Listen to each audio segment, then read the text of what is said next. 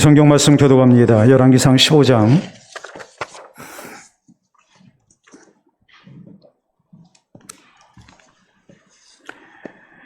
열왕기상 15장 9절에서 24절 말씀 교독합니다.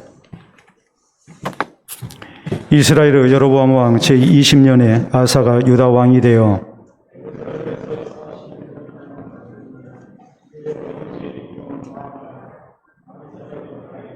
아사가 그의 조상 다윗같이 여호와 보시기에 정직하게 행하여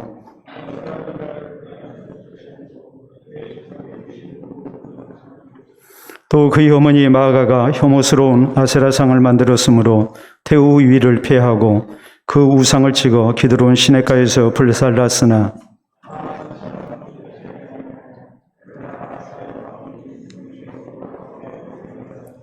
그가 그의 아버지가 성별한 것과 자기가 성별한 것을 여호와의 성전에 받들어 드렸더니 곧 은과 금과 그릇들이더라.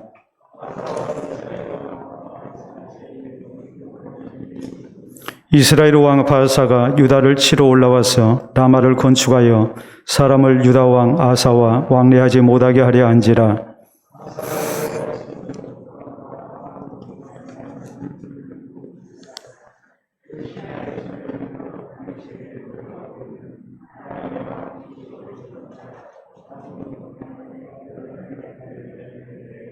나와 당신 사이에 약조가 있고 내 아버지와 당신 아버지 사이에도 있었느니라.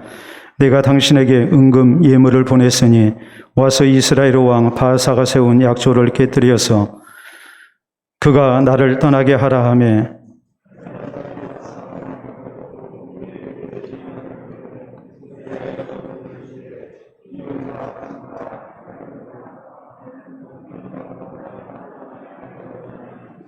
바아사가 듣고 라마를 건축하는 일을 중단하고 디르사에 거주하니라.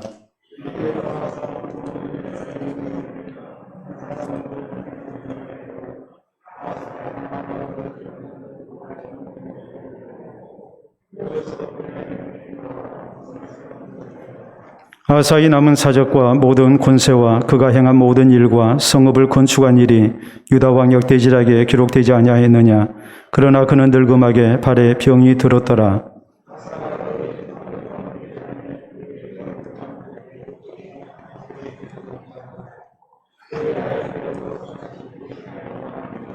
아멘. 기도하고 말씀 받도록 합니다.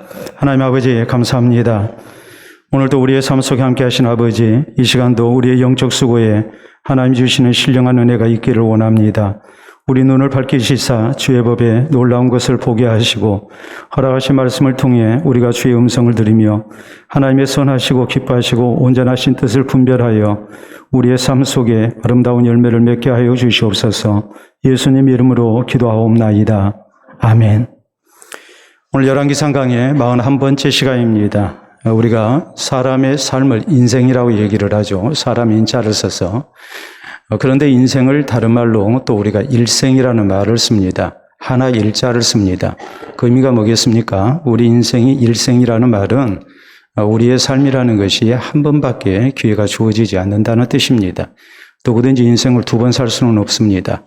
우리에게 주어진 단 한 번의 기회, 그것이 몇 년이 됐든지 간에 우리에게 정해진 그 삶의 기회를 우리가 상실하지 말고 한 번뿐인 인생을 후회 없이 바로 사는 것, 그것이 우리에게 필요한 삶의 자세고 특히 우리 그리스도인에게는 더더욱 그렇죠. 왜냐하면 하나님 앞에 우리의 모든 삶에 대한 심판이 있음을 우리는 잘 알고 있기 때문에 그렇습니다.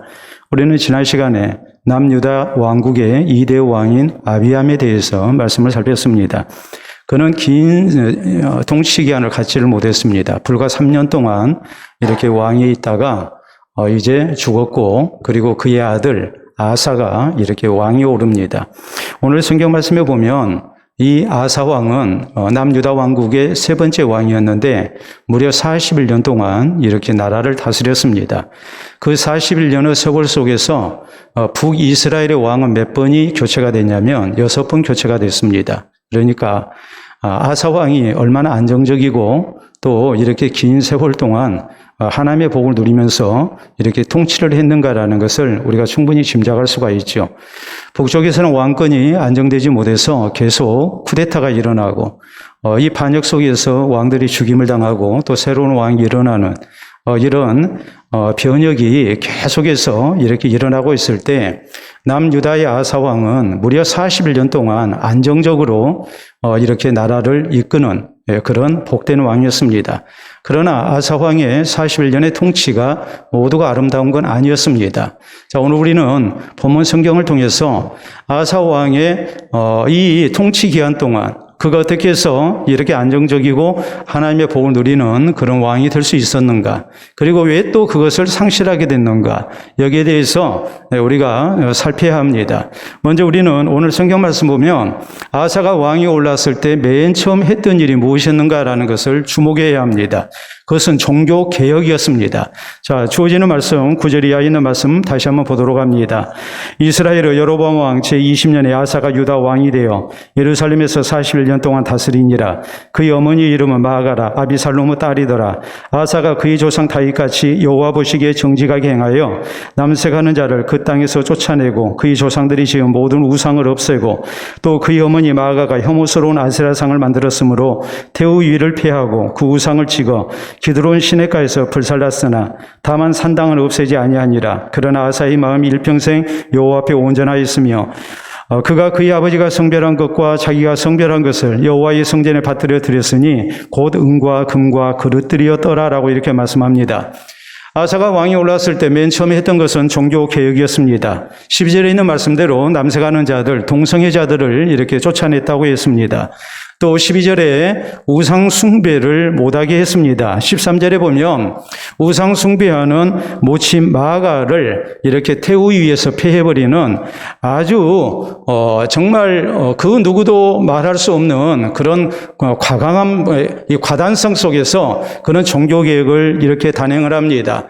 그리고 하나님께서 주신 복 가운데에 그가 부귀영화를 누리게 됐을 때에 그런 모든 것을 이렇게 하나님께 헌신을 하게 되죠. 그래서 14절은 뭐라고 말씀합니까? 그가 일평생 온전했다. 이 말은 적어도 아사가 일생 동안 우상 숭배만은 하지 아니했다는 말입니다. 다시 말해 아사는 나라 통치의 근본에 하나님을 모신 겁니다. 우상이 우리에게 복을 주는 게 아니고 하나님이 이 나라를 다스리시고 주장하고 계신다. 우리가 하나님을 잘 섬겨야 하나님께서 우리를 사랑하시고 우리와 함께 하시고 우리에게 복을 주신다고 믿었던 사람이었고 이것을 실제 그의 통치에 적용을 했던 왕이었습니다. 나라를 지켜나가는 데 국방도 중요합니다. 경제도 중요합니다. 외교도 중요합니다. 교육도 중요합니다. 그러나 이런 모든 것보다도 더 우선되고 중요한 것은 하나님을 잘 섬기는 것, 종교개혁이라고 그는 생각을 했던 겁니다. 그리고 이런 종교개혁을 단행합니다. 우리가 같은 내용을 기록하고 있는 역대 하에 있는 말씀을 보면은 1차 종교개혁은 아사가 왕위에 오른 해에 이렇게 단행됩니다. 그래서 하나님께서 10년 동안 나라에 전쟁이 없게 하시고 평안케 하시고 부강케 하셨다고 그랬습니다. 그런데 이런 종교개혁 가운데 나라가 평안할 때 그가 왕이 오른 지 4년째 되는 해에 구수의 100만 대군이 쳐들어왔습니다. 이 구수의 100만 대군이 쳐들어왔을 때 하나님을 의지하는 가운데 하나님의 주시는 승리를 얻습니다. 여호와여 강한 자와 약한 자 사이에는 여호와밖에 우리를 도우리가 없습니다 하면서 하나님께 의지했을 때에 하나님께서 아사의 군대가 남유다의 군대가 이렇게 구수의 100만 대군을 물리치도록 놀라운 승리를 주셨습니다. 도저히 이길 수 없는 전쟁에서 이렇게 승리하고 나라를 지키게 하셨습니다. 그래서 이렇게 10년 동안 나라가 평안했고 2차 종교개혁을 또 이렇게 시행합니다. 그것이 아사가 왕이 오른 지 이렇게 또 이 10년이 지나서 이제 되어진 일이거든요. 그래서 그 후로 이렇게 아사의 나라가 20년 동안을 또 평안을 누렸다고 그랬어요. 그러니까 여러분 생각해 보세요.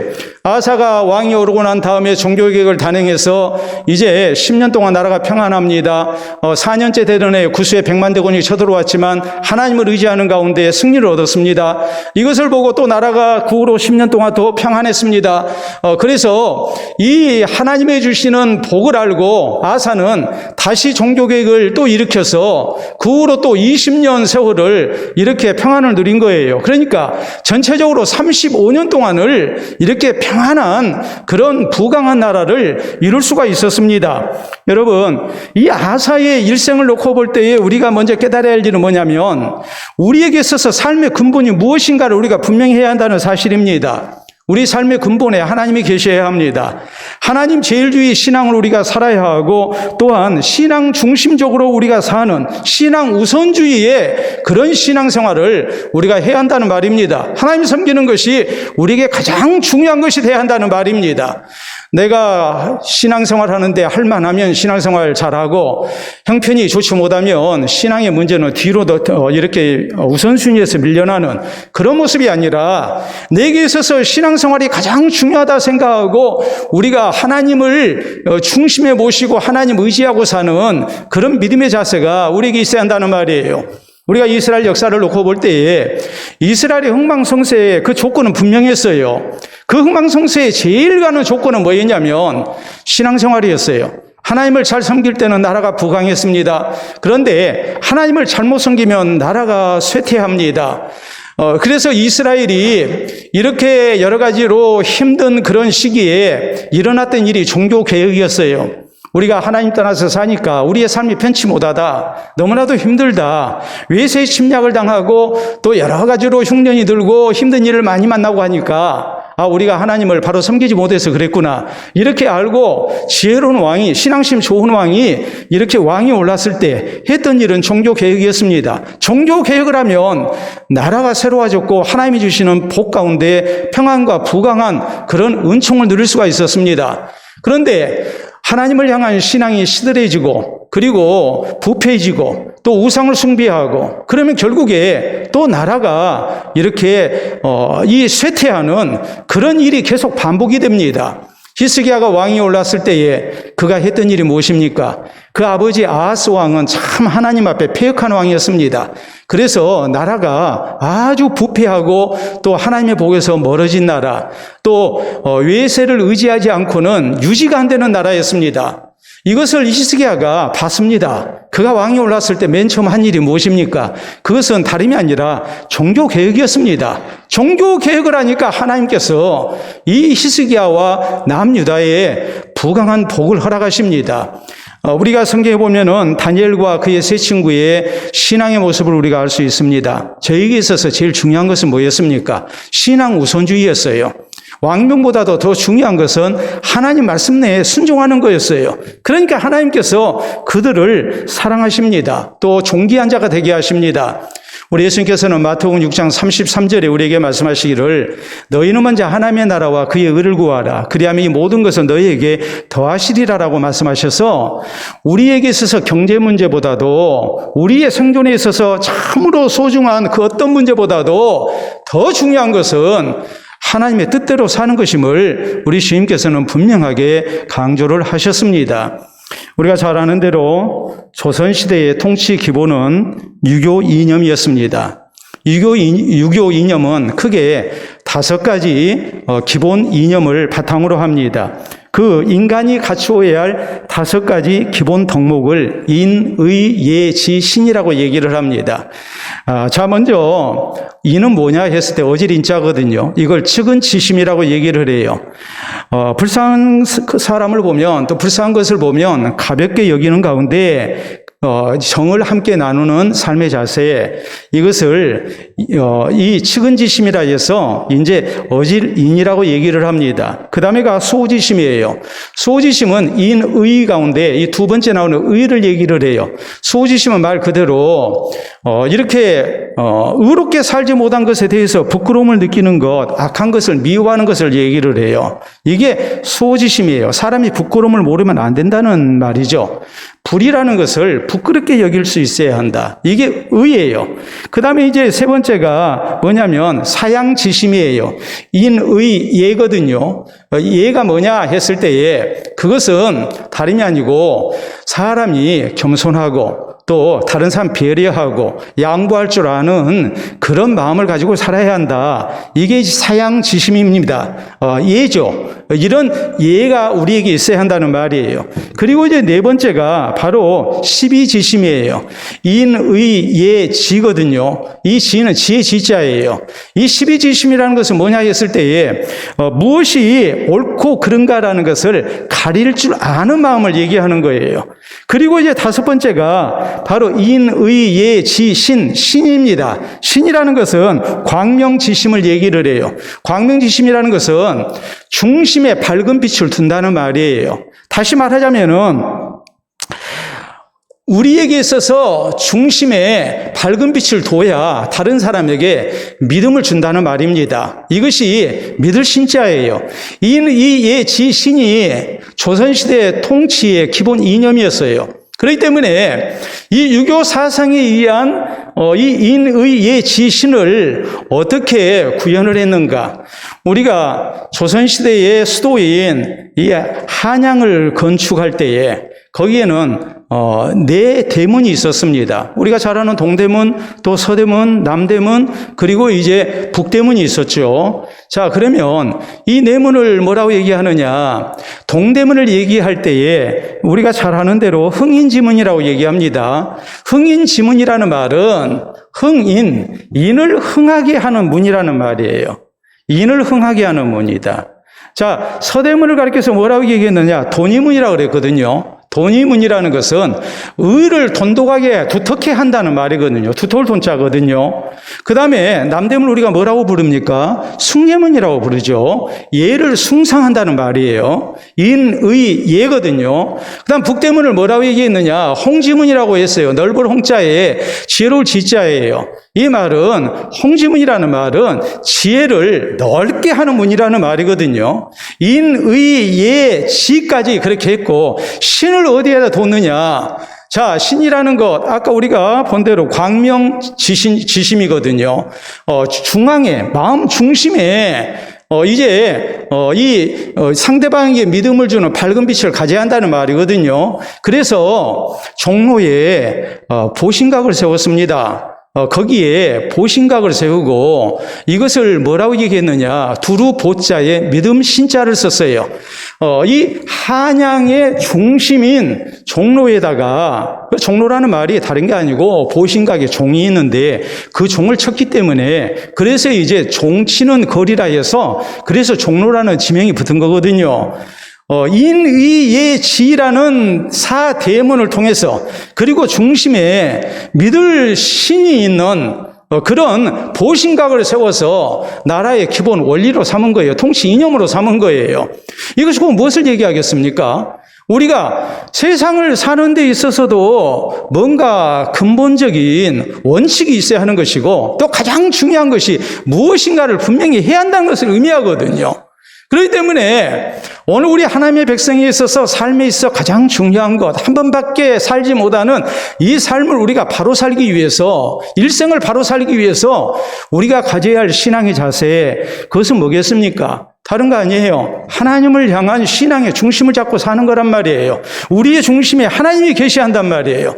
그래서 요한 3서 1장 2절에 보면 사랑하는 자여 내 영혼이 잘됨같이 내가 범사에 잘되고 강건하기를 내가 간구하노라 라고 이렇게 축복을 하지요. 내 영혼이 잘됨같이 해요. 내 육신이 잘되면 영혼이 잘되는 게 아니에요. 내 영혼이 먼저 잘돼야 우리 삶의 주인 되신 하나님께서, 우리의 생사복을 주장하시는 하나님께서 우리의 육신이 잘되게 하시는 것이고 강건케 하시는 것이고 범사에 하나님의 복을 허락하시는 것입니다. 그렇기 때문에 아사가 왕이 오르고 난 다음에 가장 먼저 종교 개혁을 단행하고 또 이것을 한 번이 아니라 두 번을 하는 가운데 무려 35년 동안 나라가 평안의 복을 누렸던 것, 또 나라가 부강해졌던 것, 이런 것을 생각하면서 오늘 우리가 신앙 제일주의로 우리 삶의 중심에 하나님을 모시고 오직 믿음으로 사는 성도가 되어야 됩니다. 그래서 하나님께서 우리의 삶 속에 같이 하시고 또 우리의 출입을 지키시고 또 우리의 손으로 하는 모든 모든 범사에 주의 복을 주시는 가운데 우리의 일생이 참으로 하나님께서 책임져 주시고 또 하나님이 붙드시는 가운데 선한 길로 인도함을 받는 이런 복된 일생이 되도록 해야 합니다. 두 번째 우리가 생각해야 할 것은 뭐냐면 그런데 아사 왕에게 이제 위기가 찾아왔습니다. 그것은 북이스라엘의 바아사 왕이 이렇게 쳐들어온 거예요. 이때 아사 왕은 불신앙적인 일을 저지르고 맙니다. 그것은 하나님 대신에 그가 아람 왕 베나닷을 의지한 사실이에요. 자, 거기 이어지는 16절에 보면은 아사와 이스라엘 왕 바아사 사이에 일생 동안 전쟁이 있으니라. 이 말은 지금까지 35년의 역사 속에서 있었던 일이 아니에요. 이제 36년째부터 일어나는 불행한 역사를 지금 한마디로 정리한 말씀입니다. 그래서 북이스라엘 왕 바아사 사이에 전쟁이 있게 됐는데 일생 동안 있었다. 이제 그 후가 편치 못한 거예요. 자, 17절. 이스라엘 왕 바아사가 유다를 치러 올라와서 라마를 건축하여 사람을 유다 왕 아사가 왕래하지 못하게 하려 한지라. 아사가 여호와의 성전 곡간과 왕궁 곡간에 남은 은금을 모두 가져다가 그 신하의 손에 넘겨 다메섹에 거주하고 있는 아람 왕 헤시온의 손자 다분 임몬의 아들 베나닷에게 보내며 이르되 나와 당신 사이에 약조가 있고 내 아버지와 당신 아버지 사이에도 있었느니라. 내가 당신에게 은금 예물을 보냈으니 와서 이스라엘 왕 바아사와 세우는 약조를 깨뜨려서 그가 나를 떠나게 하라 하며 베나닷이 아사 왕의 말을 듣고 그의 군대 지휘관들을 보내 이스라엘 성읍들을 치되 이온과 단과 아벨 벤 마아가와 긴네렛 온 땅과 납달리 온 땅을 쳤더니 바아사가 듣고 라마를 건축하는 일을 중단하고 디르사에 거주하니라. 이 아사 왕이 온 유다의 명령을 내려 한 사람도 모면하지 못하게 하여 바아사가 라마를 건축하던 돌과 제목을 가져오게 하고 그것으로 베냐민의 게바와 미스바를 건축하였더라 라고 이렇게 말씀이 기록이 됩니다. 자, 여러분 우리가 한번 생각을 해보세요. 지금까지 35년 동안 나라가 하나님 잘 섬겨서 평안했습니다. 그런데 이제 북이스라엘의 바아사 왕이 쳐들어왔어요. 계속 하나님 의지하면 참 좋았겠죠. 왜요? 왕이 오른 지 4년째 되는 해에 구수의 100만 대군이 쳐들어왔을 때도 하나님을 의지해가지고 하나님이 주시는 놀라운 승리를 거뒀거든요. 이런 것을 생각하면 이제 뭐 해야 되겠습니까? 마땅히 이렇게 북이스라엘의 바아사 왕이 쳐들어왔을 때도 구수의 100만 대군보다 훨씬 못하거든요. 마땅히 하나님을 찾고 하나님을 의지했거든요. 그런데 이 아사 왕이 그렇게 하지를 아니했어요. 그가 하나님 앞에 드렸던 은금 보물들을 다 이렇게 가져다가 성전에 이렇게 드렸던 것을 이 아람의 베나닷 왕에게 뇌물로 갖다 바친 거예요. 그리고서 이런 장표를 쓰는 겁니다. 자, 남유다가 있고 다음에 북이스라엘이 있고 그 위에 아람이 있거든요. 아람 왕에게 얘기하기를 당신이 북이스라엘을 배후에서 좀 공격을 해 주십시오. 그렇게 요청을 했어요. 우리 아버지하고 당신 아버지하고도 가까이 지냈고 또 우리와 당신과 나 사이에도 그렇게 좋은 관계가 아닙니까? 그러니까 북이스라엘과의 그런 평화로운 관계를 깨고 이제 나와 이렇게 하나 돼서 당신이 북이스라엘을 공격을 해주시면 북이스라엘군이 분명히 철군을 하게 될 것이고 그게 좋지 않겠습니까? 이렇게 이제 요청을 했어요. 그러니까 베나닷이 뇌물을 받아먹고 이제 북이스라엘의 여러 성읍을 공격을 하는 겁니다. 이 바아사 왕이 북이스라엘의 바아사 왕이 남쪽에 있는 유다를 공격하는 일을 멈출 수밖에 없게 됐어요. 자, 국경 요새 지역에는 라마를 이렇게 뺏어가지고 거기에다가 성을 이렇게 견고한 성을 건축 중이었거든요. 그런데 북이스라엘의 그런 그 위기가 찾아오니까 아람이 뒤에서 공격을 하니까 차분하게 그걸 할 수가 없어요. 그래서 다 놔두고 철군을 한 거예요. 왜냐하면 남쪽을 공격하는 것보다 지금 북쪽을 막아야 하는 상황이 된 거거든요. 그래서 가지고 왔던 모든 물자를 놓고 이렇게 철군을 했어요. 그러니까 아사 왕이 이제 뭐 합니까? 백성들을 다 동원해서 하나도 모면하지 못하게 했다. 이 말은 모든 백성들을 최대한 동원해가지고 이 라마를 쌓던 그런 건축자재를 다 이렇게 탈취를 했다는 말이에요. 그래서 그것을 가지고 오히려 더 견고한 성읍을 이렇게 지었어요. 자, 이걸 우리가 계산을 하면 분명히 인간적인 계산으로는 남는 장사였어요. 이건 외교의 승리였습니다. 어찌 보면 한 나라를 이끄는 왕으로서 그런 지혜가 있는 것이 마땅하지요.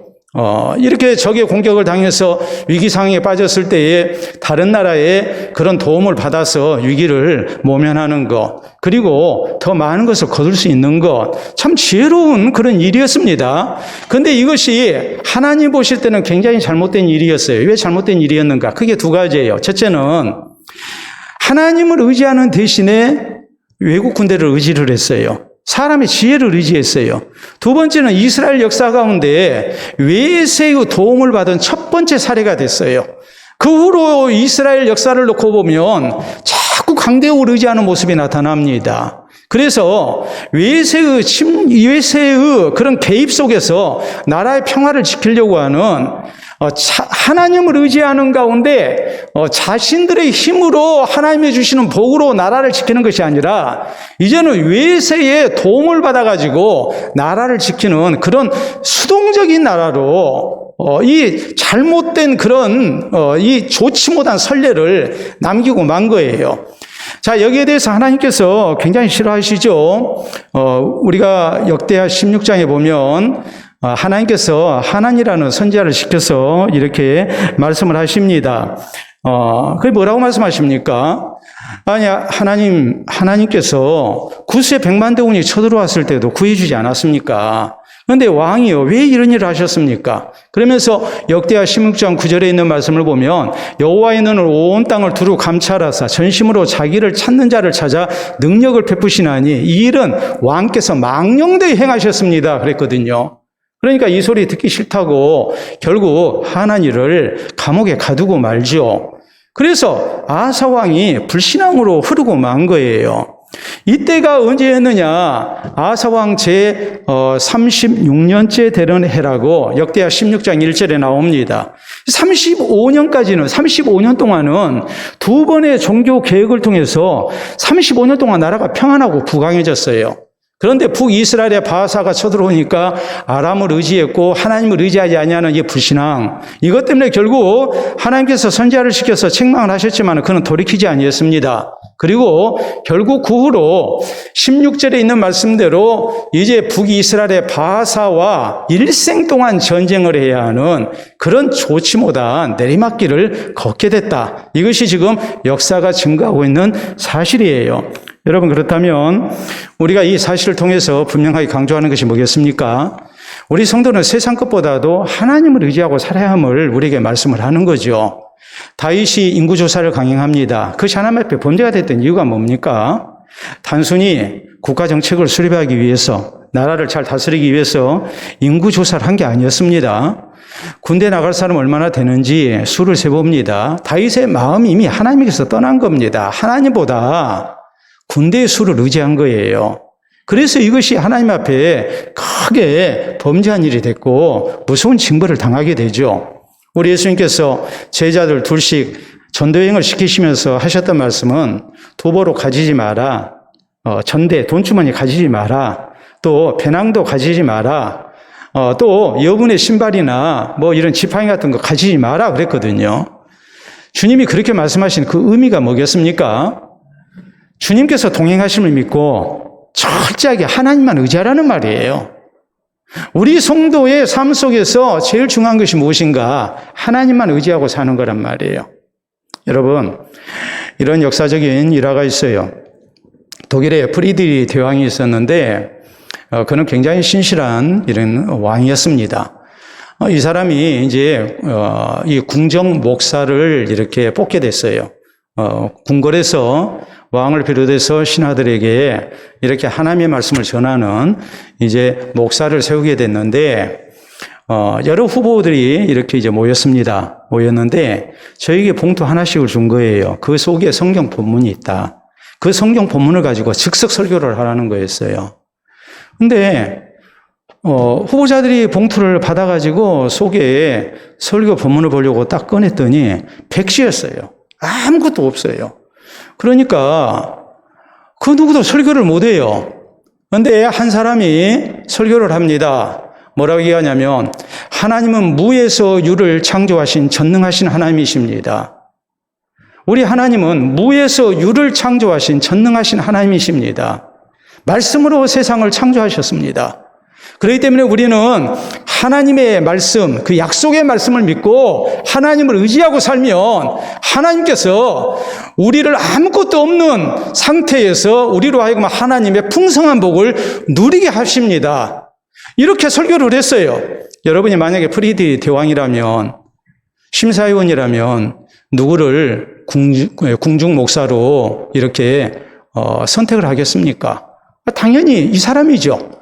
다른 사람들은 백지 상태의 그런 이 설교 본문을 받아들고 아무 말을 못하는데 이 목사는 그게 아니었거든요. 여러분, 우리가 믿는 하나님은 전능하신 하나님이세요. 전능하신 하나님을 의지하고 사는 것이 우리에게 얼마나 소중한가를 우리가 잊어서는 안 돼요. 신앙격언은 그래서 이렇게 말합니다. 믿음이 뭐냐? 믿음이라는 것은 주를 바라보는 눈이요, 또 주님을 붙드는 손이요, 그리고 주를 소유하는 능력이다라고 이렇게 강조를 합니다. 여러분, 우리의 시선이 온전히 주님만을 바라보며 우리의 손이 주님을, 전능하신 주님을 붙들고 살아야 합니다.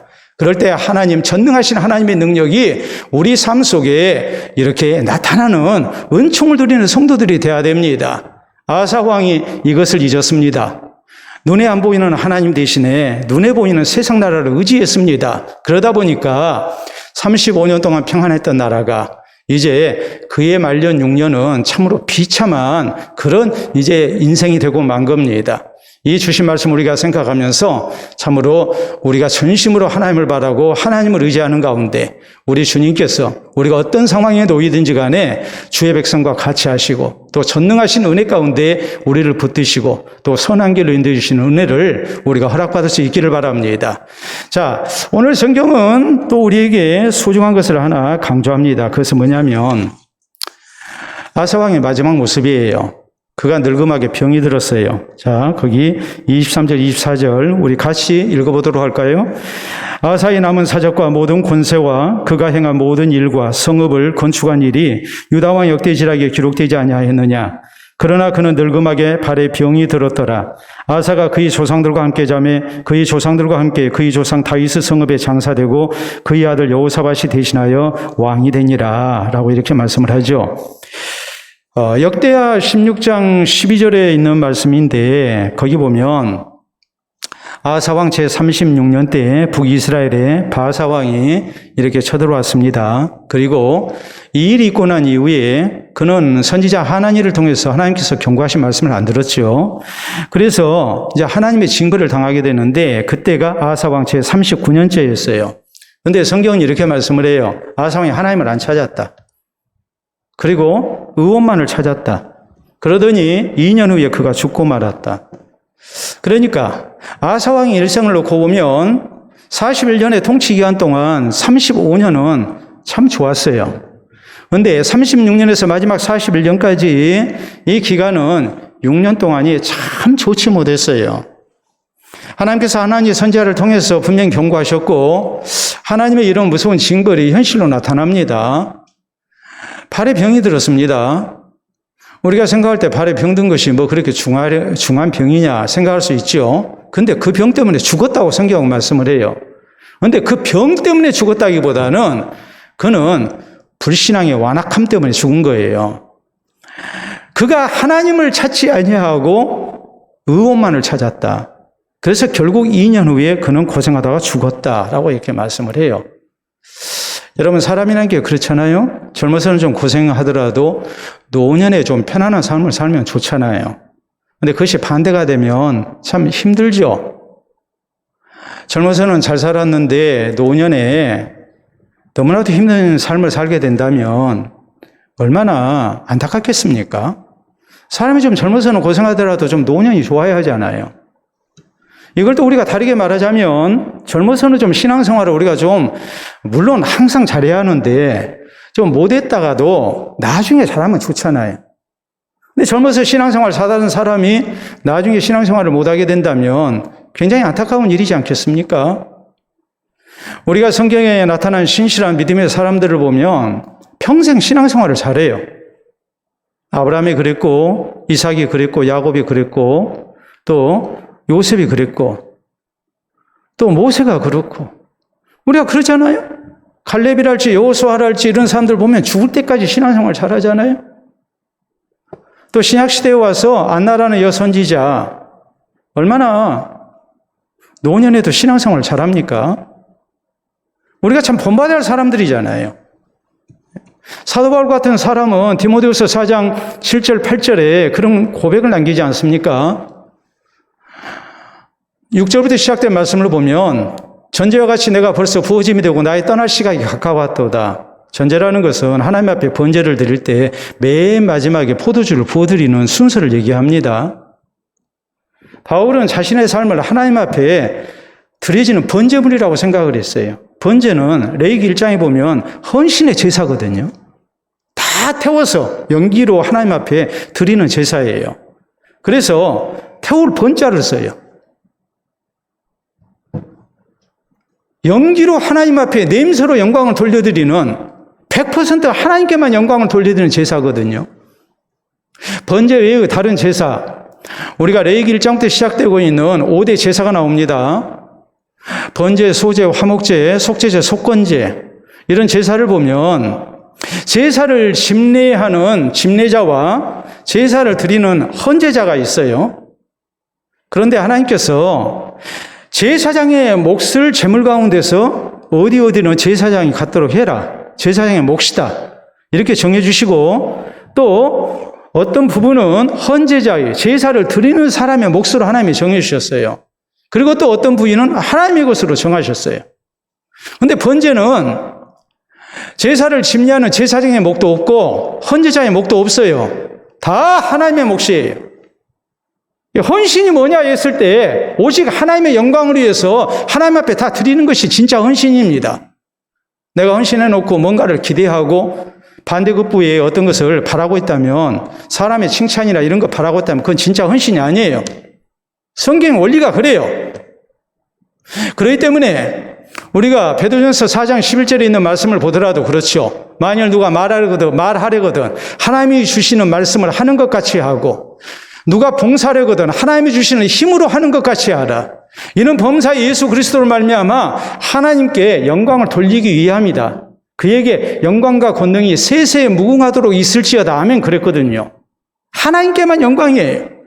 바울은 자신이 하나님 앞에 예수 그리스도의 사도로 부르심을 받았을 때에 하나님 앞에 자신을 온전히 드리는 제물로 생각했습니다. 번제물로 생각을 했습니다.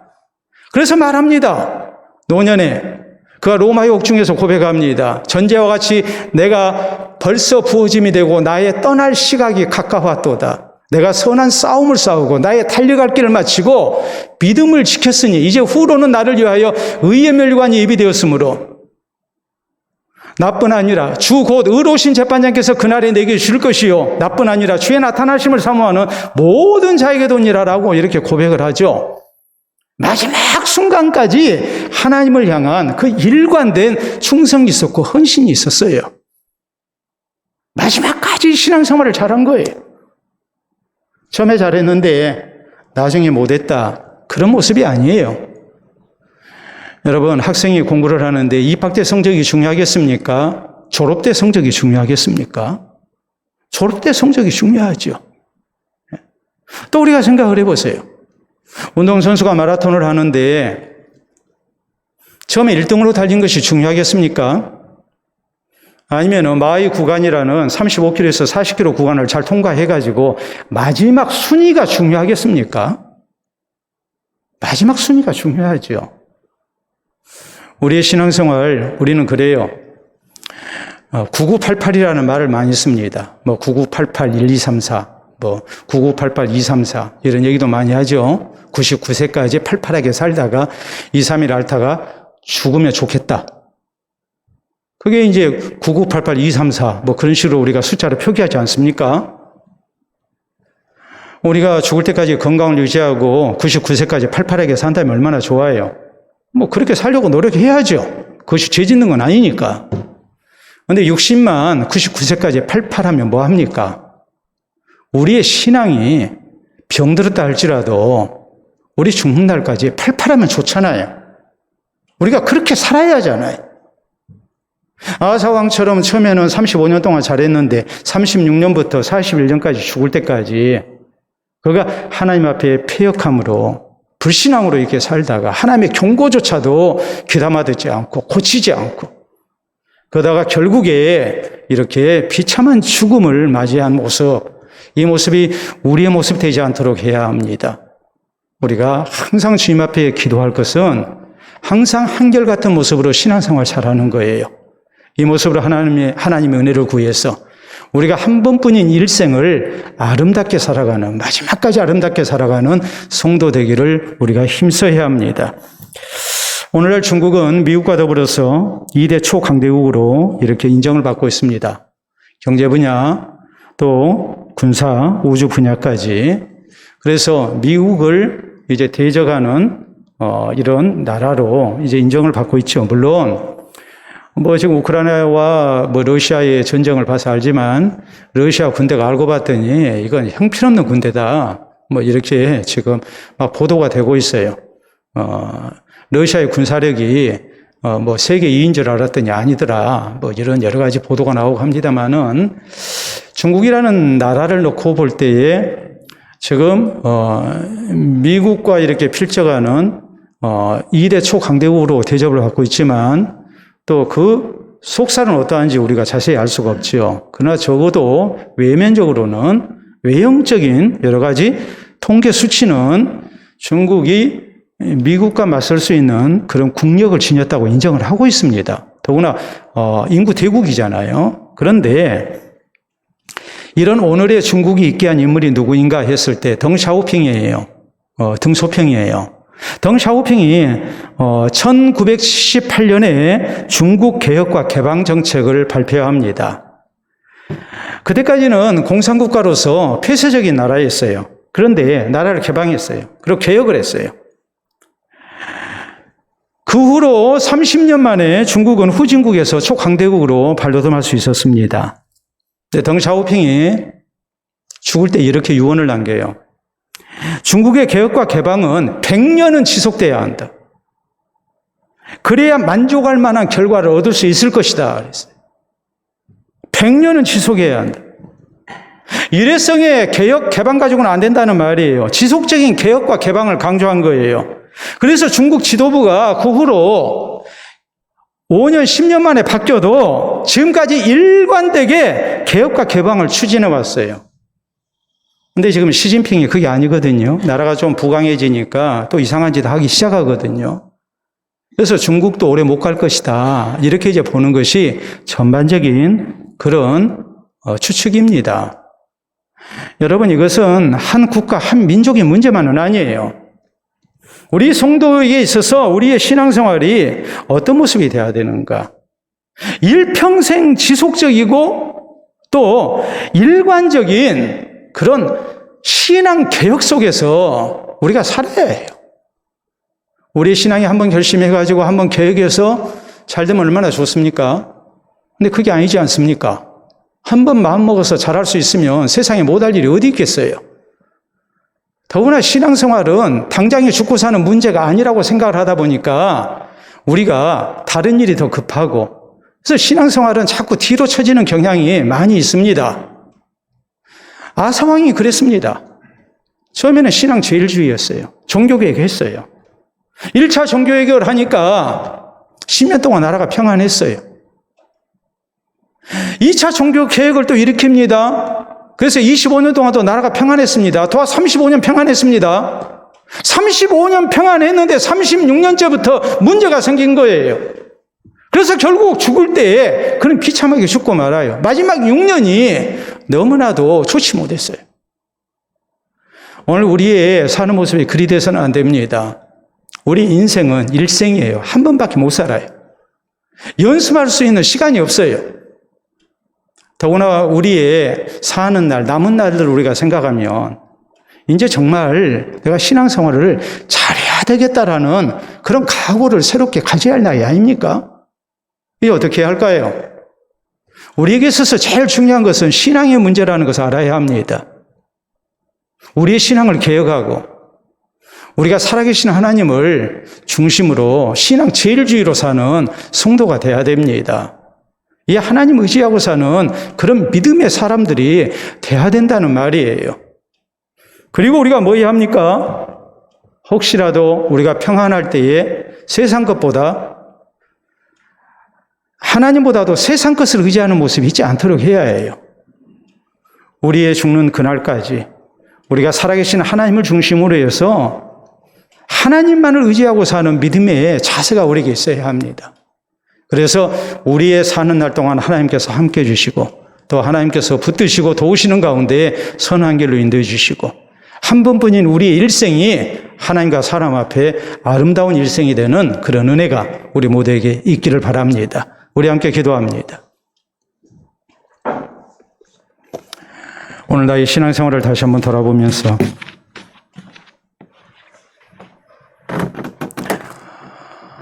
내 신앙생활은 지금 오르막에 있는 것인지 내리막에 있는 것인지 우리 자신을 한번 점검할 수 있기를 바랍니다. 그리고 이 시간에 다시 한번 우리의 신앙을 개혁하고 다시 힘을 얻고 우리가 주님과 더불어서 또 마지막 믿음의 길을 달려가는 그런 모습 되게 해달라고 우리 하나님 앞에 기도로 다짐합니다. 기도하겠습니다.